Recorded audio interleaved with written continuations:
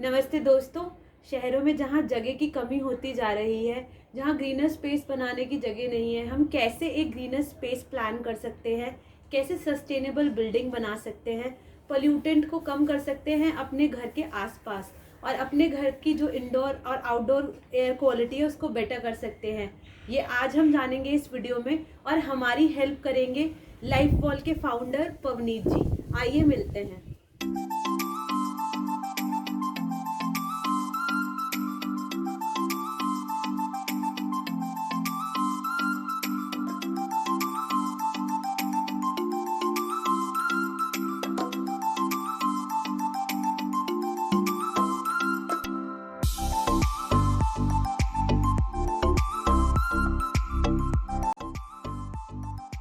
घरों में and offices में ये ज़रूर होता है कि हमारे पास कोई ना कोई, चाहे छोटी ही स्पेस क्यों ना हो या एक वॉल स्पेस क्यों ना हो, स्पेस ज़रूर होता है जिसको हम ग्रीन में कन्वर्ट कर सकते हैं। ग्रास लगाई हुई है नेचुरल, तो हमारे रूम्स का टेम्परेचर जो नीचे हमारा फ्लोर होता है उसका टेम्परेचर भी 10 to 15 डिग्रीज लोअर हो जाता है। तो जब लोअर करना चाहते हैं, और सर कॉस्ट क्या पड़ता है इसका, मेंटेनेंस कॉस्ट क्या होता है, क्या बताएंगे?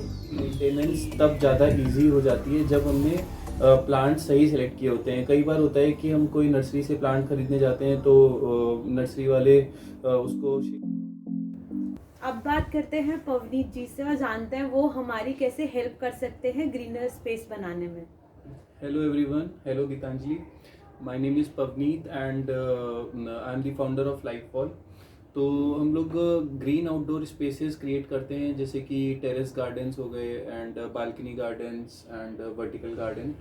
तो उसमें different kind of plants and different kind of designs, different kind of materials को यूज़ करके घरों में एंड ऑफिसेज में वर्टिकल गार्डन और टेरेस गार्डन्स को हम क्रिएट करते हैं अपने कस्टमर्स के लिए, जिसकी मेंटेनेंस सर्विसेज भी होती हैं एंड डिज़ाइन सर्विसेज से लेकर पूरा एग्जीक्यूशन टर्न की बेसिस पे प्रोवाइड किया जाता है। सर सिटीज़ में जहाँ पर इतना पोल्यूशन है, और क्यों लगता है कि लोगों को ऐसी चीज़ों के लिए ऑप्ट करना चाहिए जितना उनके पास स्पेस अवेलेबल है, बालकनी है, टेरेस है, वर्टिकल स्पेस है, तो उन्हें क्यों इनके लिए ऑप्ट करना चाहिए?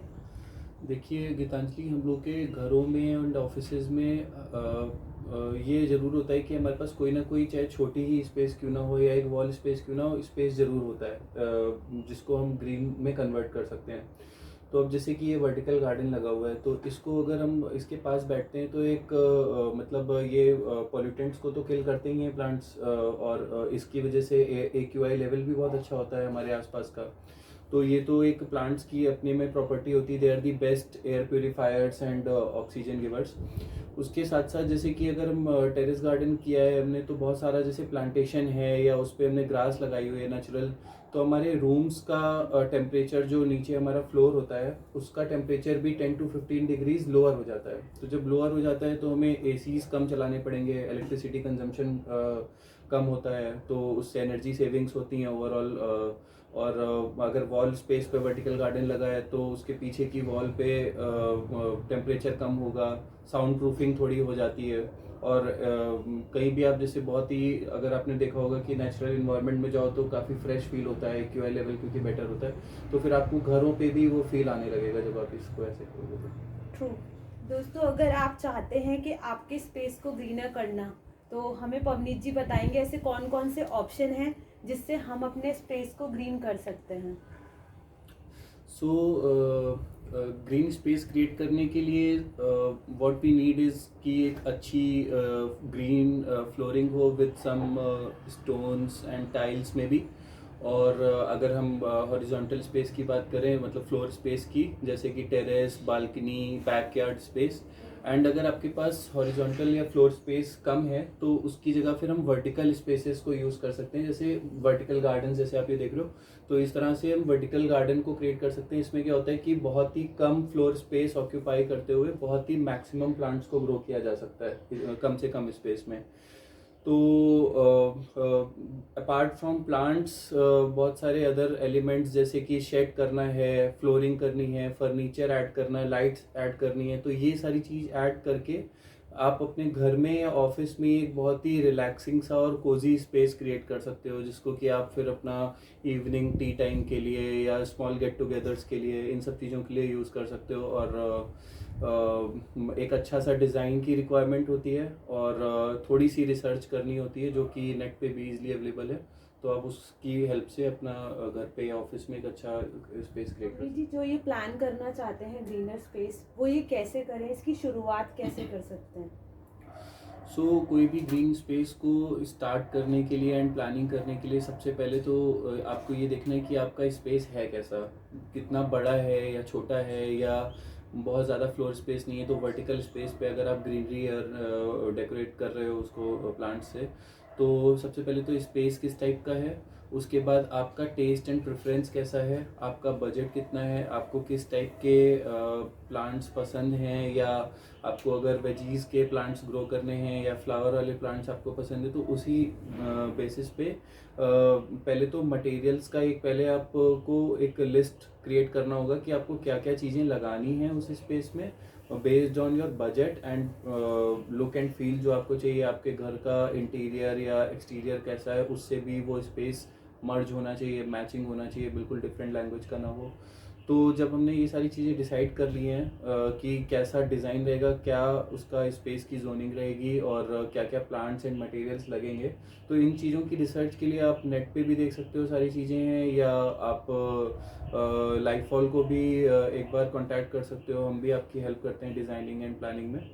तो जब ये सारी चीज़ें प्लान हो गई हैं, तो उसके साथ फिर हमें अपना बजट भी देखना है और स्ट्रक्चर की वो भी क्वालिटी भी देखनी है कि आपकी टेरेस कैसी है, वाटर प्रूफिंग हुई हुई है कि नहीं है, या वॉल पे कैसा है। वॉल पे आप कर रहे हो तो क्या, तो वॉल पे जैसे अगर सपोज वर्टिकल गार्डन की बात करते हैं, तो वर्टिकल गार्डन में ऐसा स्ट्रक्चर पीछे लगाया जाता है जिससे कि वॉल पे टच नहीं होता है वो। तो कई लोगों का ये बहुत ही क्वेश्चन होता है कॉमन कि वॉल पे डैम्पनेस ना आ जाए, सीलन ना आ जाए। तो जब स्ट्रक्चर पहले पीछे लग जाता है तो वो वॉल से सेपरेट कर देता है। सेम वे जैसे फ्लोरिंग कर रहे हैं, तो फ्लोरिंग पे भी, फ्लोर पे अगर रियल ग्रास या प्लांट्स डायरेक्टली टेरेस के फ्लोर पे लगा रहे हैं, तो उसमें पहले वाटर प्रूफिंग, फिर उसके बाद ड्रेन सेल करके 3-4 लेयर्स लगती हैं, उसके बाद सॉइल को और प्लांटेशन को किया जाता है, तो जिससे कि कोई भी डैम्पनेस का रिस्क नहीं होता है। तो ये सारी चीज़ें आपको, फर्स्ट स्टेप हो गया प्लानिंग, मटेरियल सिलेक्शन और डिज़ाइनिंग, और उसके बाद फिर आपको मार्केट से कई प्रोडक्ट्स ऐसे होते हैं जो ऑनलाइन मिल जाते हैं, कई प्रोडक्ट्स आपको लोकल नर्सरीज से या आसपास की शॉप से मिल जाएंगे, तो उनको लाकर आपको ये चीज़ करनी पड़ती। मोस्टली गार्डन्स डीआईवाई बन जाते हैं, जहाँ पे बहुत ही ज़्यादा बड़े लेवल पे आपको घर पे करना है या ऑफिस में करना है, तो वहाँ पे भी आप एक फिर लाइफॉल से कांटेक्ट कर सकते हो, तो we can also help you in that. तो सर, आप ये कहना चाहते हैं कि जो लोग ये डरते हैं कि ये बिल्डिंग के स्ट्रक्चर को हार्म तो नहीं पहुंचाएगा, तो यू क्लैरिफाइड दिस हाँ, थिंग कि देखिए, नहीं? अगर प्रॉपर इंस्टॉलेशन और प्रॉपर स्टार्टिंग नहीं की गई है उसकी, तो डेफिनेटली हो सकता है। लेकिन अगर हम उसको प्रॉपर वाटर प्रूफिंग कर रहे हैं और उसका मटेरियल सही सिलेक्शन कर रहे हैं, तो फिर कोई प्रॉब्लम नहीं आती। It just needs a proper plan and starting, एक अच्छे से स्टार्ट करने का ही रिक्वायरमेंट होती है इसको। कॉस्ट क्या पड़ता है इसका, मेंटेनेंस कॉस्ट क्या होता है, क्या बताएंगे? तो कोई भी जैसे टेरेस या बालकनी स्पेस कर रहे हैं, तो एक बालकनी मतलब 10,000 रुपीज़ के आसपास की बजट से लेकर 30-40,000 रुपीज़ तक, या टेरेस का स्पेस 30-40,000 रुपीज़ से लेकर 3-4 लाख 5 लाख रुपीज़ तक भी चला जाता है। तो डिपेंड करता है कि कितना बड़ा स्पेस है, क्या क्या मटेरियल लगा रहे हैं। अगर एक बहुत ही बेसिक टेरेस बनाना है, तो आप सिर्फ उसमें प्लांट्स ऐड कर दीजिए और थोड़ा सा फर्नीचर और अपना एक फ्लोरिंग ऐड कर दीजिए, उसमें भी आपका एक अच्छा टेरेस गार्डन बन जाता है नॉर्मल हाउस होल्ड रिलैक्सेशन के लिए, शाम के टाइम के लिए। तो इतना हम मतलब 40-50,000 के आसपास की रेंज में कर सकते हैं। उसके बाद जो इसकी मेंटेनेंस होती है, और मेंटेनेंस में जो घर में हमारे माली आता है, वीकली अगर वो माली आता है उसको भी मेंटेन कर सकता है, क्योंकि नॉर्मली प्लांट्स होते हैं जो कि घरों में होते हैं। बस ये होता है कि मेंटेनेंस तब ज़्यादा इजी हो जाती है जब हमने प्लांट सही सेलेक्ट किए होते हैं। कई बार होता है कि हम कोई नर्सरी से प्लांट खरीदने जाते हैं तो नर्सरी वाले उसको शेड का प्लांट बोलकर सनलाइट के लिए दे देते हैं, या सनलाइट वाला प्लांट बोलकर शेड के लिए दे देते हैं। तो ये चीज़ हमें थोड़ा सा खुद भी अवेयर होना पड़ेगा। नेट से भी आजकल सारी इन्फॉर्मेशन मिल जाती है, तो नेट से रिसर्च करके कि कौन सा प्लांट कहाँ के लिए होना चाहिए वो लोगे आप, तो उसकी मेंटेनेंस बहुत ज़्यादा नहीं होती है फिर। और कहीं अगर आप गार्डन इंथुजियास्ट खुद हो तो फिर आप नॉर्मली जो ज़्यादा मेंटेनेंस वाले प्लांट्स हैं वो भी लगा सकते हो। अगर सनलाइट ज़्यादा आती है तो प्रेफर करिए कि हार्डी प्लांट्स ज़्यादा लगाएं, जिसमें कि बहुत ज़्यादा मेंटेनेंस की रिक्वायरमेंट ना पड़े। और लो लाइट है, अगर इंडोर टाइप एरिया है तो बहुत ही शेड लविंग प्लांट्स आप लगाओ।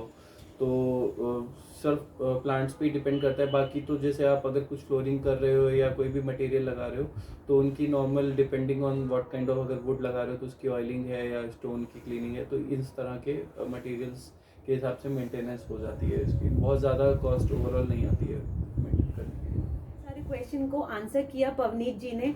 पवनीत जी, अगर कुछ क्वेश्चन हैं लोगों के और अगर वो मिलना चाहते हैं तो वसंत कुंज में सर का पूरा टेरेस गार्डन है, आप आ सकते हैं, एक्सपीरियंस कर सकते हैं। अगर आपके कुछ क्वेश्चंस हैं तो आप कमेंट सेक्शन में लिख सकते हैं। आपको लाइफ वॉल की सारी डिटेल, जो पवनीत जी की ऑर्गेनाइजेशन है उनकी सारी डिटेल आपको डिस्क्रिप्शन बॉक्स में मिल जाएगी। प्लीज़ कमेंट कीजिए अगर आपके कुछ क्वेश्चन हैं। और दोस्तों, अगर आप प्लान कर रहे हैं ग्रीनर स्पेस तो पवनीत जी का लाइफ वॉल डेफिनेटली आपको एक बहुत ही अच्छा स्पेस प्लान करने में हेल्प करेगा। Thank you so much.